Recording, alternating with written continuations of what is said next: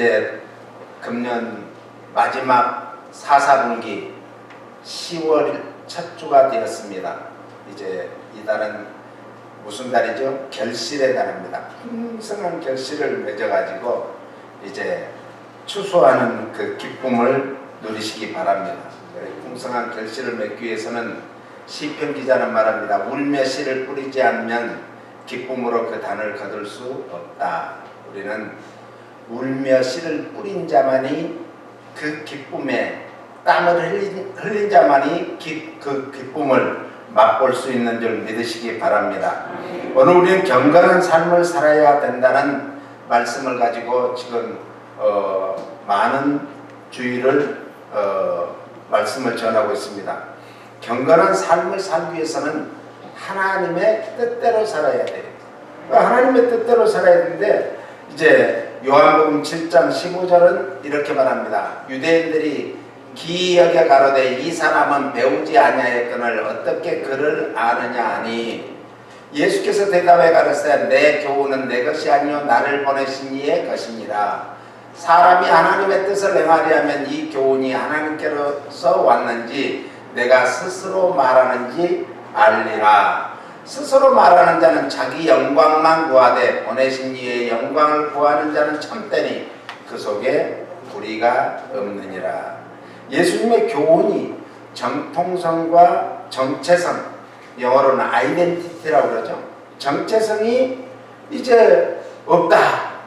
이렇게 유대인들이 의심하는 거예요. 왜냐? 아까 이제 15절에 봤지만은 유대인들이 아니 목수의 아들이 배우지도 않고 어떻게 좀 글 좀 안다고 엉터리야 이런 얘기예요. 그래서 그 유대인들에게 예수님께서는 자신의 교훈의 뿌리가 근원이 어디에 있는가 사람에게 있지 아니하고 오직 온 우주 만물을 창조하시고 지금도 생사복을 주장하시고 우리를 다스리시는 하나님께로부터 왔다는 것을 분명히 말씀해 주면서 이 랍비가 아니라 훌륭한 랍비가 아니라는 거죠. 왜 당시에 랍비들 그래서 이 설교할 때마다 나는 누구누구의 문화생으로서 랍비 누구누구에게 배워가지고 지금 그것을 여러분들에게 전합니다라면 그 랍비의 권위에 따라서 자기의 권위도 올라가는 거예요. 그렇기 때문에 이제 훌륭한 랍비가 아니고 자신에게 사명을 주신 분이 누군가, 내가 성육신을 하신 분이 누군가, 말씀이 육신을 입고 오게 하신 분이 누군가, 그분은 하나님이시다라는 거예요. 오직 예수님은 그래서 자기가 사람의 인간적인 권위에 의한 것이 아니라 무슨 권위요? 하나님의 권위에 입각해서 자기는 이렇게 행하고 있다는 것을 강조하고 있습니다. 왜냐하면 아까도 얘기했지만 소위 목수의 아들, 그를 좀 안다고 한들 얼마나 알겠는가. 저 사람이 제대로 배우지 않았는데 얼마나 알겠는가.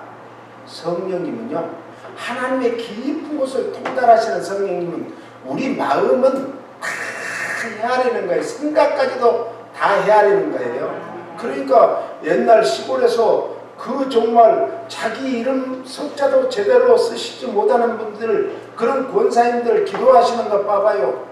이야, 오대양 육대주로 왔다 갔다 해요. 그분들이 오대양 육대주가 어떻게 생긴지도 몰라요. 이게 성령님의 역사하심인 줄 믿으시기 바랍니다. 그러니까 그의 스승이 누구인지도 알지 못하는 것으로 보아서 예수님의 교훈이 랍비적인 형태를 가지지 않았다는 거죠. 이 초대교회 당시에는 어떤 이제 철학 사조가 그 배경에 깔려 있냐면, 저변에 깔려 있는가 하면은 이제 그리스 철학이 쫙 깔려 있어요. 그래가지고 그리스 철학은 첫 번째, 두 번째, 세 번째, 3단 논법으로 다 하는데 예수님은 그런 게 없어요. 첫째 돼지가 어떻고 돼지에서 소지가 어떻고 이런 게 없습니다. 예수님은 자연스럽게 하나님의 말씀을 그대로 전했던 것입니다. 그래서 예수님의 교훈이 랍비적인 형태를 갖추지 않았음을 지적하는 거예요. 그들은 항상 랍비 누구누구에게 가르침을 받아서 내가 이렇게 말합니다 라고 처음을 시작하는 거예요.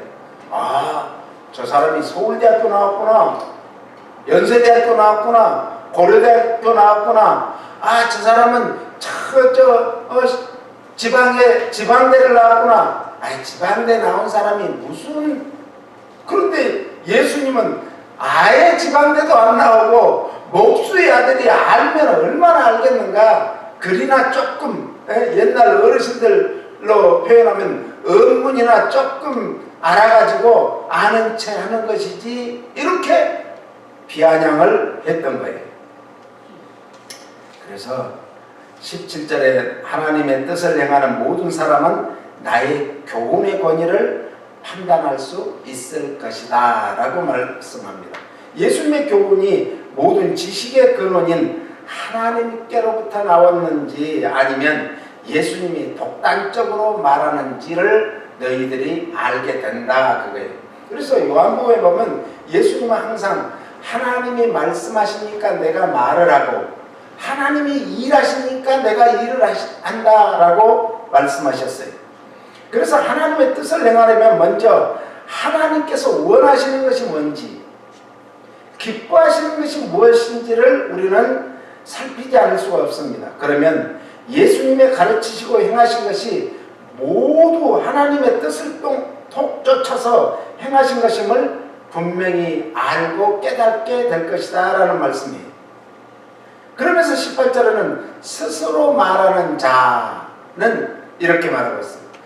이 말은 모세 율법에 정통하여 율법을 가르치고 해석하는 자들인 율법사들이 예수님을 막 공격을 하는 거예요.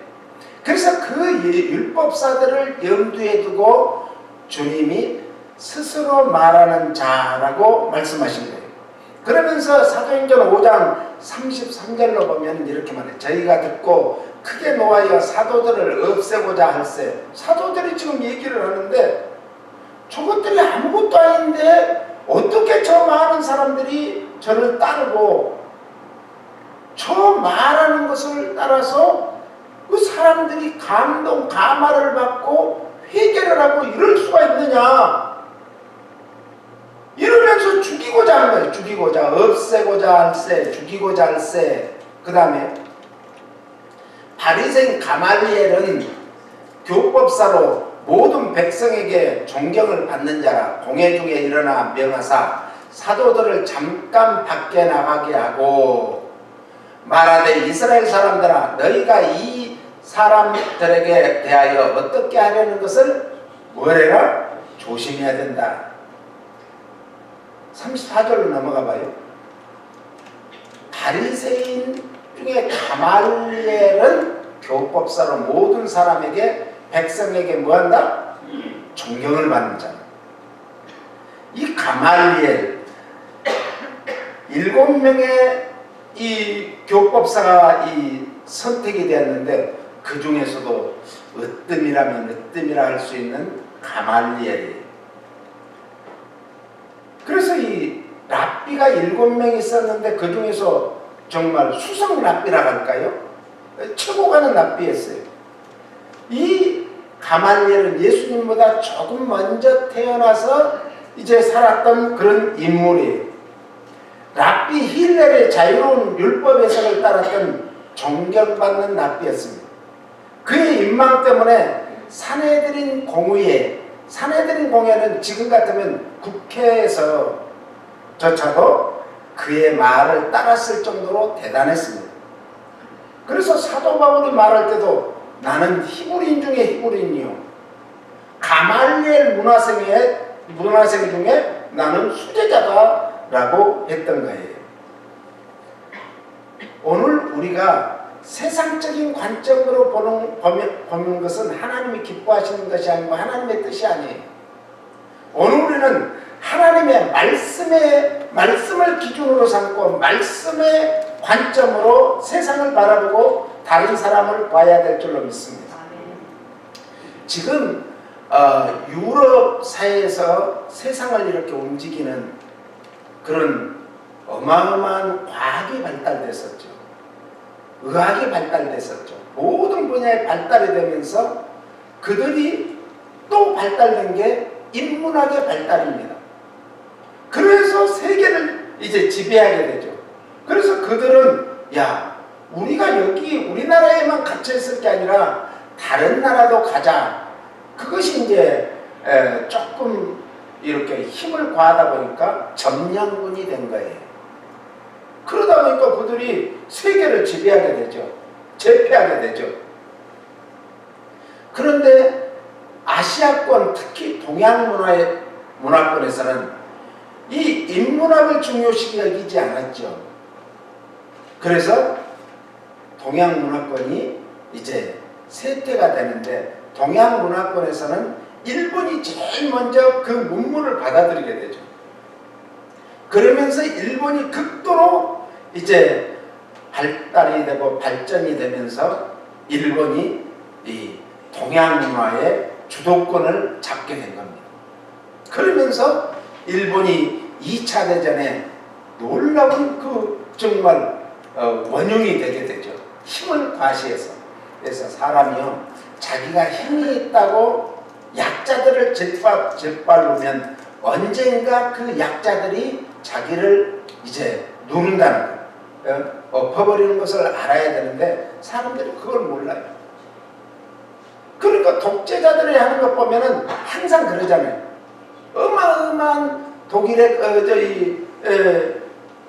히틀러죠. 히틀러 같은 사람도 세상에 무서울 것이 없고 두려울 것이 없는 거예요. 그러니까 정말 사람의 목숨을 파리같이 여겼죠. 인문학은 사람을 귀하게 여기고 사람을 존중하고 사람을 세워주는 게, 그것이 오늘 이 기독교 바탕을 둔, 기독교 성경의 바탕을 둔 나라들이 인문학이 발전되고 또 인문학이 발전되면서 그 나라가 부강하게 된 거예요. 과학이, 의학이. 오늘 우리가 사람을 귀하게 여겨야 되는데 사람을 함부로 대하는 사람이 되어서는 안 됩니다. 그래서 오늘 우리에게 지난주에서 계속 얘기하는 게 로마서 12장 1절로 2절인데 오늘은 2절만 특별히 함께 읽겠습니다. 너희는 이 세대를 본받지 말고 오직 마음을 새롭게 함으로 변화를 받아 하나님의 선하시고 기뻐하시고 온전하신 뜻이 무엇인지 분별하도록 하라. 이 세대를 본받지 않기 위해서는 마음을 새롭게 함으로 변화를 돼야 되는데, 마음을 새롭게 할 수 있는 유일한 것이 뭐예요? 하나님의 말씀과 성령님이에요. 말씀이 우리 신비에 막 그냥 내 심령을 때리면 말씀이 방망이 같지 않더냐? 불같지 않더냐? 불같은 말씀, 방망이 같은 말씀이 우리 심령을 때릴 때 우리 심령에 있는 잡초들이, 굳은 돌들이 완전히 깨어지고 바스라지고 녹아지고 태워져서 우리가 온유한 사람이 되는 거예요. 부드러운 사람이 되는 거예요. 그래서 디도서 3장 1절로는 이렇게 말해요. 같이요. 너는 저희로 하여금 정사와 권세 잡은 자들에게 복종하며 순종하며 모든 선한 일 행하기를 예비하게 하며, 권세 잡은 자들에게 순종하고 복종하라 했는데 그럼 무조건 다 순종하고 복종해야 되는가? 기독교 정신은 사람을 경시하고 그럴 때는 일어나야 돼. 우리나라 3.1 운동 이후에 우리나라에 이제 드디어 일본 사람들이 와가지고 우리나라를 36년 동안 이제 억압하고 모든 것을 다 빼앗아갔어요. 그랬을 때 이제 드디어 3.1 운동이 일어나게 된 거죠. 1919년. 그러면서 이 3.1 운동을 기점으로 해가지고 그때부터 우리도 사람을 귀하게 여기자, 사람을 존중하자, 이런 인문학이 이제 싹트기 시작한 거죠. 그게 이제 우리 한신대 교수였던 김재준 박사님을 위시해서 그 이후에 이제 연세대를 중심으로 그 김재준 박사님이 또 연세대 교수로 가면서 연세대로 가가지고 연세대가 이제 그런 인문학의 중심이 되게 되죠. 그 연세대는 또 기독교 학교 아니에요. 그러면서 이제 기독교 바탕에 그 훌륭한 이제 김대중 박사님이 가시고 또 지금까지 살아계시는 지금 103세인가 4세인가 그러죠. 김영석 교수님이 같이 합류하면서 우리나라에 이제 인문학이 싹트기 시작하게 되었죠. 그러면서 우리가 이제 소위 말하는 개화가 되게 됐어요. 개화. 깨우치게 됐다는 거죠. 그래서 이제 우리는 이 정사와 권세 잡은 자들에게 순종하고 복종을 하는 것이 우리가 마땅한 거죠. 그래서 정사와 권세 잡은 자들이라는 뜻은 세상 정부와 통치자들을 뜻하는데 복종하며 순종하며 모든 선한 일을 행하기에 예비하게 하며 이것은 국민 또는 시민으로서의 일개인이 국가 권력이라든지 또 국가에 대한 불복종하면 안 된다. 의무를 다해라. 그래서 한국에서는 의무가 몇 가지 있죠? 교육의 의무, 국방의 의무, 납세의 의무, 세 가지가 있습니다. 의무를 다해, 자기에게 주어진 의무를 다하고, 이걸 우리 신앙적으로 말하면 우리가 주님 앞에 콜링을 받아서 부름을 받아서 이제 구원받은 성도라면 하나님께서 우리에게 맡겨주신 직분을 잘 감당하고 사명을 감당하고 그 사명을 위해서는 어떤 대가라도 치러야 된다는 것이죠. 그래서 이 의무를 다하기 위해서 왜 그런가? 왜 순종하고 복종해야 되는가? 그것은 하나님께서 세상 권세자도 세우셨다고 그랬어요, 성경에. 또 사회 질서를 유지하기 위해서 세상 권세자를 세웠기 때문에 복종해야 된다. 그러나 다 복종해서는 안 되죠. 예를 들면 기독교를 짓밟고 또 인권을 짓밟고 이런다면은 거기에 항거를 해야 되죠. 비폭력.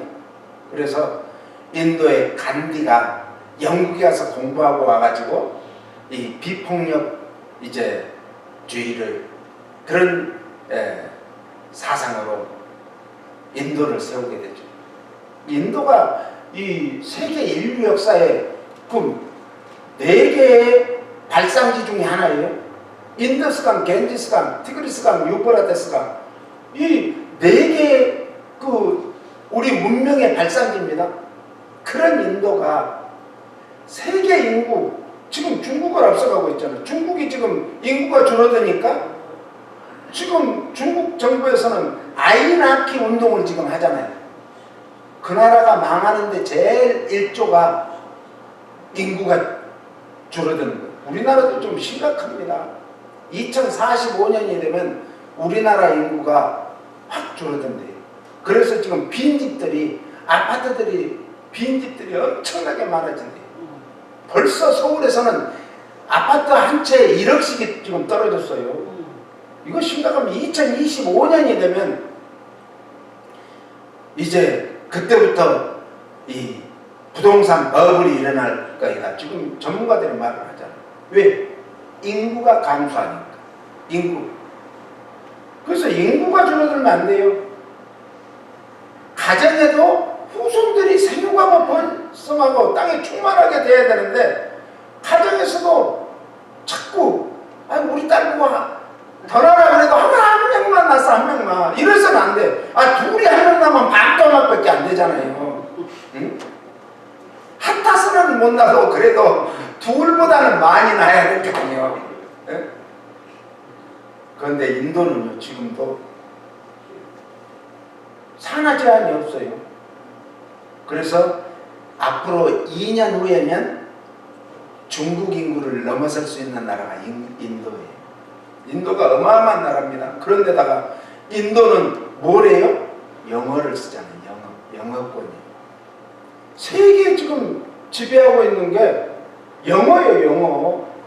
그러니까 그 시대의 흐름을 잘 보면서, 그리고 우리 후손들이 영어권에서 산다는 것이 얼마나 큰 축복인지 몰라요. 예? 21세기에는 적어도 21세기에는 영어권, 미국이 주도하는 세계가 돼요. 중국이 뭐한테 안 돼요. 그렇게 안 되는 거예요. 그러니까 우리가 참 감사하고 살아야 돼. 이민자로서 우리가 1세대 때는 얼마나 고생하고 정말 힘들게 살았어요. 그러나 우리의 후세대들이 미국에 이번에도 지금 또 그 누구예요?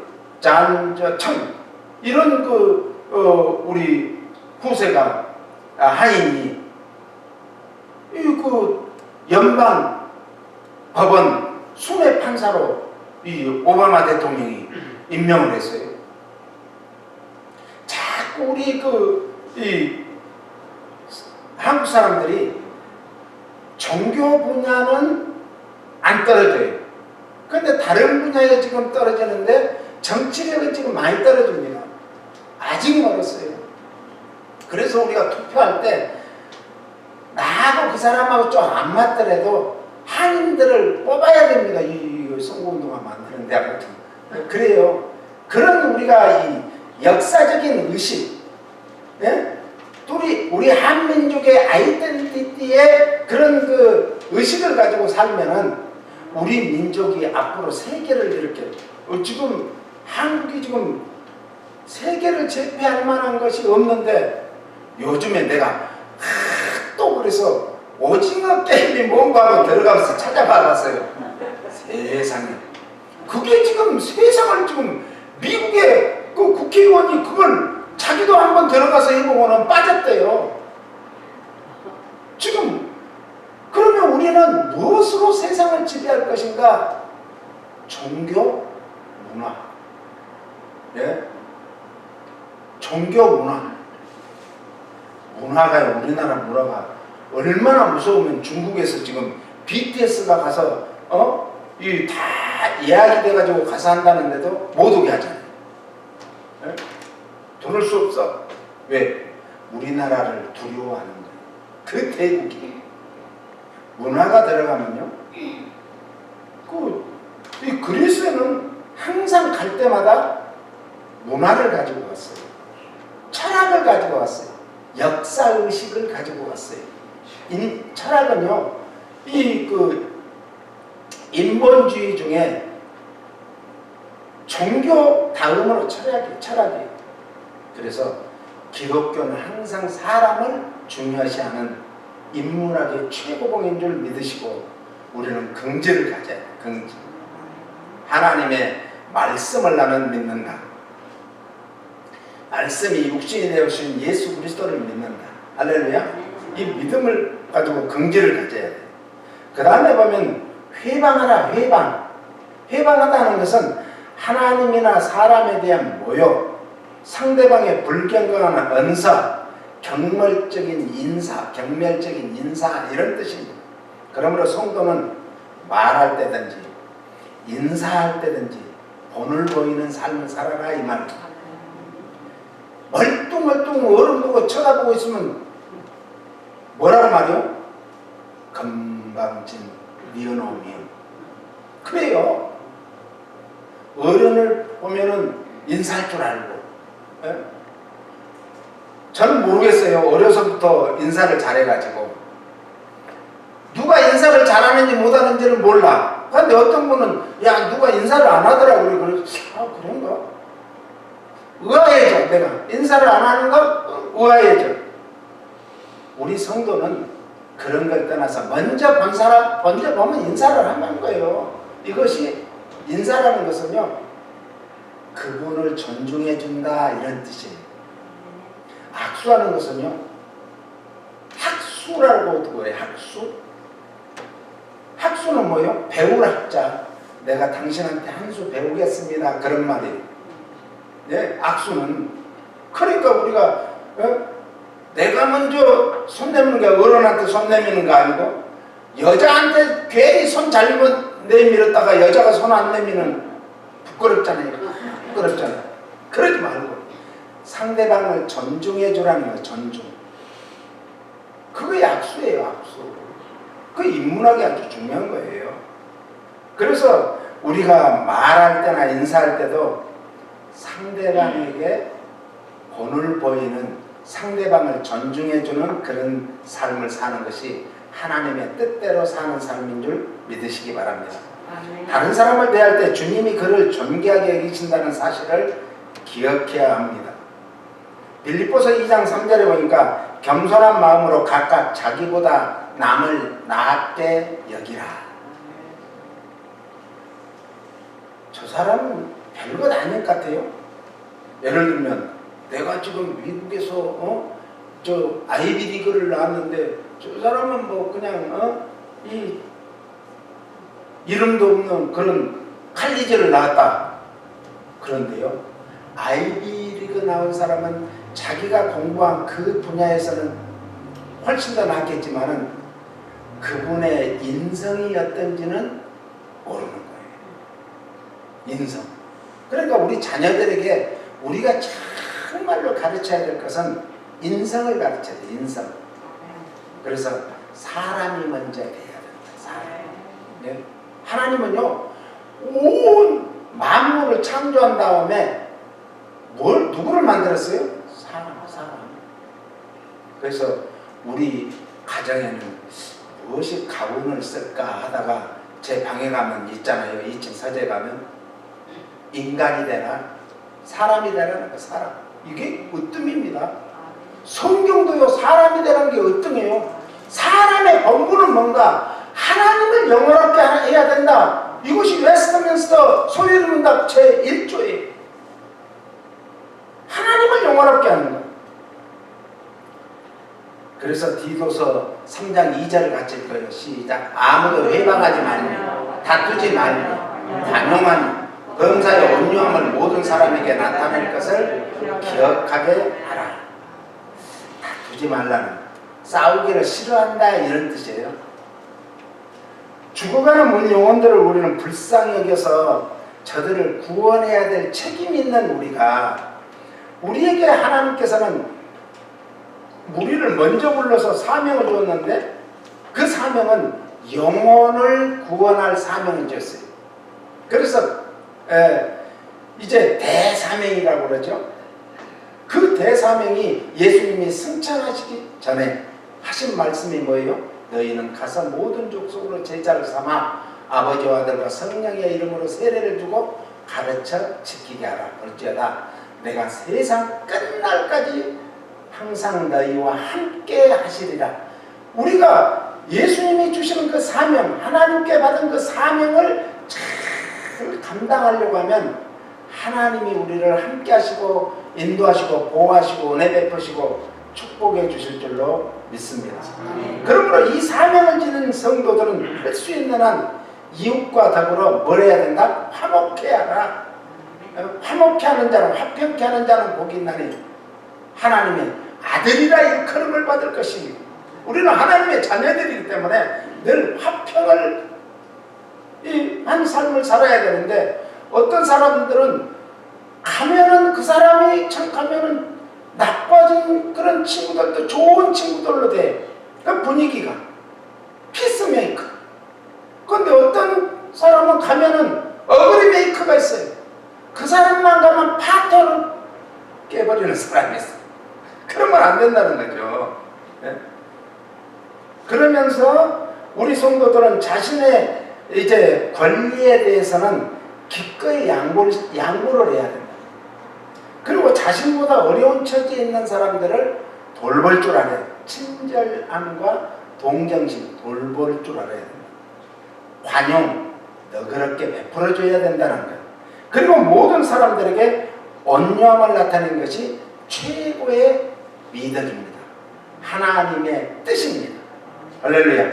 그래서 마태복음 11장 28절 30절 수고하고 무거운 짐진 자들아 다 내게로 오라. 내가 너희를 쉬게 하리라.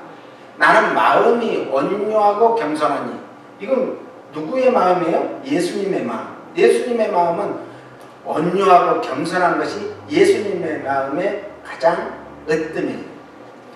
나의 멍에를 메고 내게 배우라. 그러면 너의 마음이 쉼을 얻으리니. 이는 내 멍에는 쉽고 내 짐은 가벼움이라 하시니라. 온유함을 나타내는 예수님의 말씀인데 와서 구원을 받아라. 우리를 콜링하셨어요. 우리를 주님이 부르셨어요. 그래서 여러분들은 주님께 나와서 주님이 나의 구세주의 하나님입니다 라는 고백을 했기 때문에 구원함을 받은 줄 믿습니다. 그리고 구원함을 받은 걸로 그치는 게 아니라 뭐래라? 제자가 되어서 배우라. 제자는 스승한테 배우는 거예요. 우리는 늘 배워야 돼. 끊임없이 배워야 돼요. 이번에 CUC 대학 이제 졸업생들이 모였는데 한 목사님이, 저도 잘 아는 목사님인데 우리 총장님이 말씀하시는데 73세에 졸업을 하셨대요. 학위를 받으셨대요. 73세. 오히려 세상 사람들은 아이 그 나이에 뭘 학위를 받냐 그러는데 아니에요. 얼마나 존경스러워요. 그렇잖아요. 존경스러워요. 저는 요즘에 뜨는 인문학을 잘 몰랐어요, 사실. 그래서 책을 2권을 샀어요. 인문학에 대한 책을 보고는 내가 우물한 개구리였구나. 그런데 그 인문학 책에서 참 아쉬운 점이 뭔가, 인문학 중에 인문학은 성경인데, 그래서 우리가 성경으로 돌아가면은 인문학을 능통하는 줄 믿으시기 바랍니다. 그래, 인문학에 석박사를 땄다 해서 대단한 게 아니라 우리는 그런 사람보다 더 능통한 하나님의 말씀을 우리는 늘 배워야 되는 거예요. 그리고 멍에를 메고 주를 섬기라, 이런 뜻이에요. 이것은 서기관들과 대조되는 말씀이죠. 예수님의 말씀이 자신의 권리를 양보하는 온유함에서 시작을 합니다. 그래서 디도서 3장 3절부터 우리도 전에는 어리석은 자요, 순종치 아니한 자요, 속은 자요, 각색 정욕과 행락에 좋은 노릇한 자요, 악독과 투기로 지는 자요, 가증스러운 자요, 피참 미워한 자였으나 우리 구주 하나님의 자비와 사람 사랑하심을 나타낼 때에 누구 사랑함을? 사람 사랑. 이게 인문학의 최고예요. 예? 우리를 얼마나 사랑하셨으면 세상에서는 친구를 위해서는 혹 죽을 자가, 대신 죽을 자가 있거니와 죄인을 위해서는 죽을 자가 없다.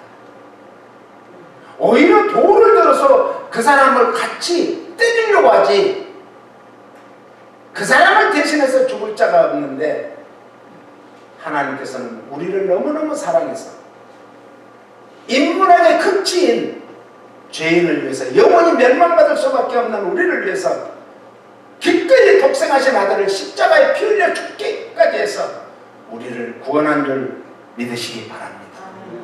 그래서 5절, 우리를 구원하시되 우리의 행한 바 의로운 행위로 말미암지 아니하고 오직 그의 긍휼하심을 조차 중생의 씻음과 성령의 새롭게 하심으로 하셨나니. 우리가 무슨 행위를 조금 좋은 일 했다고 해서 우리를 구원하신 것이 아니라 하나님의 사람을 사랑하는 그 사랑의 마음. 그래서 최고의 인문학은 뭔가? 사랑이에요. 사랑. 할렐루야. 사랑이에요. 그것도 어떤 사랑인가? 엄마가 자식을 사랑하는 그 사랑을 뛰어넘는 사랑. 동물의 왕국, 제가 늘 얘기하지만 그 짐승들도 자기 새끼를 살리기 위해서 몸을 던져요. 잘못하면 자기가 죽는 거예요. 그런데요, 그 눈에서 나오는 그 막 피눈물 나는 그 불꽃을 보고 사자가 도망가요. 예? 뱀이 새새끼를 나무에 올라가서 물라고 하다가 그 새가 지금 막 자기 몸을 던져서 그 쪼아버리는 거예요.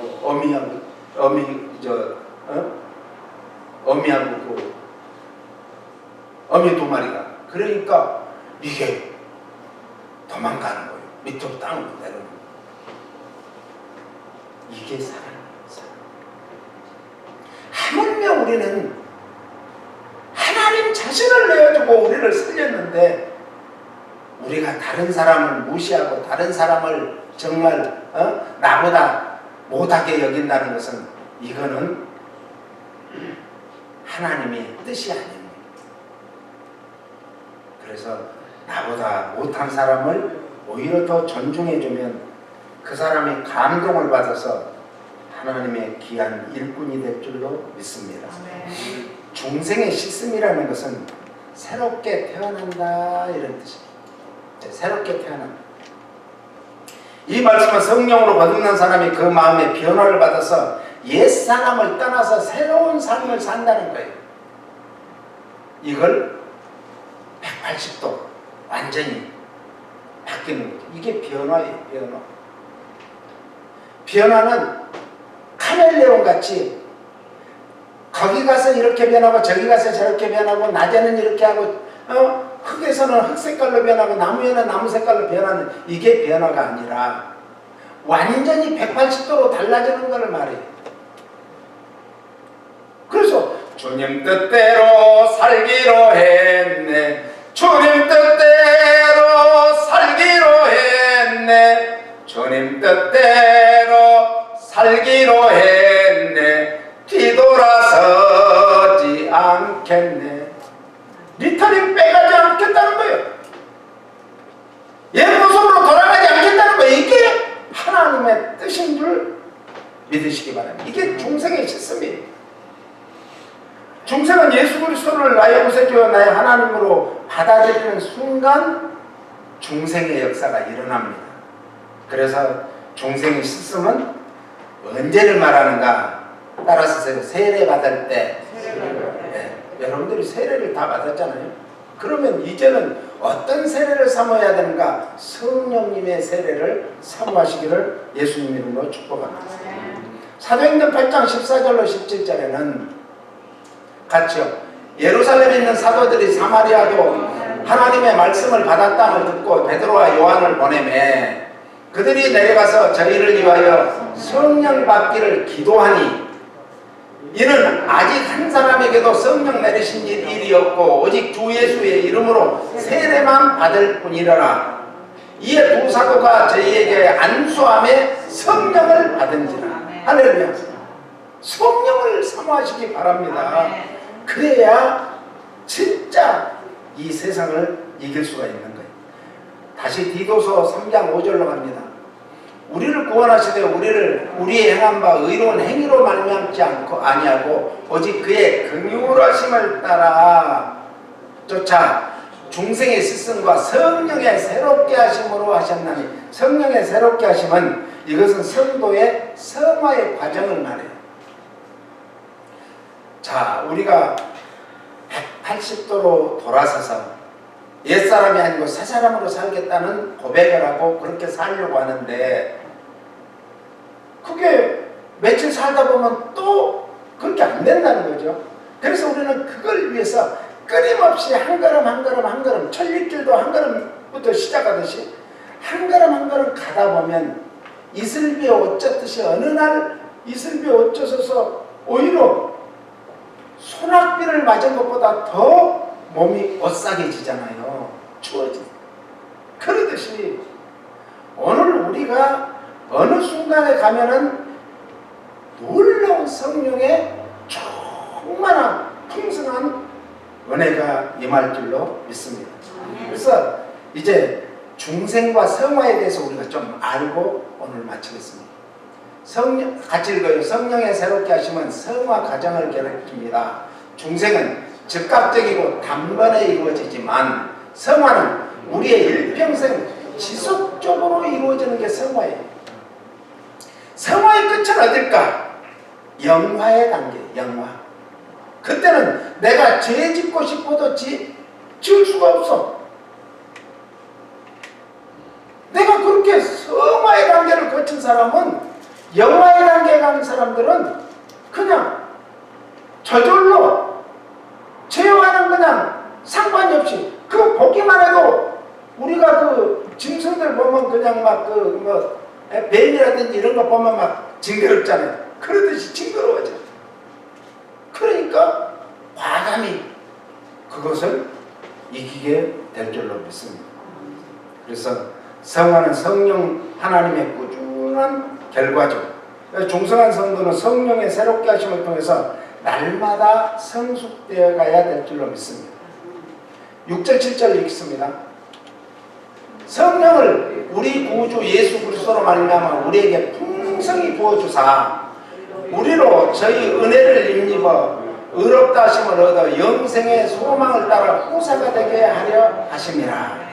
은사를 받아 은사로 주의 일을, 은사는 왜 주셔요? 하나님 은사는 왜 주실까요? 하나님 일하라고. 은혜는 왜 주세요? 하나님의 일하라고. 하나님의 일하라고. 일꾼에게 주는 게 있어요. 일꾼에게 뭘 주죠? 먹을 것을 주고 싹쓸 줘야 됩니다. 에? 그러잖아요. 우리가 뭐 다른 회사 가서 일할 때 회사만 일해서 내 몸은 부서져도 되나요? 그러면 안 되죠. 회사는 마땅히 그 사람의 노력한 대가를 지불해 줘야 돼요. 그거예요 지금. 의롭게 되어 주와 복음을 위해 일하라고 주심을 믿으시고 성령을 풍성히 받기 위해서 날마다 성령님을 사모하시기를 예수님 이름으로 축복합니다. 우리 잠깐 기도하는데, 성령님 오늘 제 심령에 찾아오셔서 감사합니다. 그러나 이 심령을 100% 장하게 해주셔서 제 삶이, 제 생각이, 제 모든 일생이 성령님의 이끌림을 당해서 살아가는 여생이 되게 해주세요 하는 마음으로 기도합니다. 할렐루야.